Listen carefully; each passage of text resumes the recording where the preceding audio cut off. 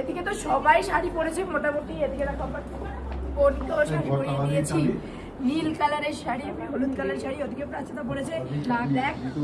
চলিয়ে শুরু করতে। এই যে রাখি সুন্দরী, তোমার জবাব নেই। তুমি একজন বাঙালি মেয়ে, বাঙালি কালচারটাকে বাড়ির বাইরে ব্যবহার করেছো, এটা ভেবে ভালো লাগলো। চলো, এই বাঙালি কালচারের জন্য কি শাড়ি পরেছে নাকি অন্য কোনো কারণে, চলো ভিডিওর মাধ্যমে দেখে দাও। হ্যাঁ, আর এদিকে বুড়ি পিচি পরেছে রেড, ওয়াও, ঠিক আছে। আর ওদিকে মাও শাড়ি নিয়ে এসে, কিন্তু মাকে বলেছি তোমার না পড়তে হবে না। এই যে রাখি সুন্দর অনেক চিন্তা ভাবনা করে দেখলেন যে বাংলাদেশের সামনে কোনো অকেশন নেই, আর সামনে হচ্ছে সরস্বতী পূজা, এখনো কিছুদিন বাকি রয়েছে।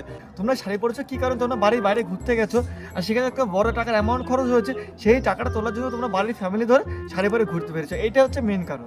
ঠিক বলেছিস। তো চলো এখন আমরা যাব, আর এদিকে দাদা রয়েছে, সবাই রয়েছে, তো চলো যাওয়া যাক কিছু পয়েন্টে। দিদি, সবারই তো শাড়ি পরা লুকটা দেখালে, কিন্তু তোমাদের ক্যামেরাম্যান কি পরে আছে সেই লুকটা কিন্তু একদমই দেখালে না, নাকি অন্য কিছু পরে আছে?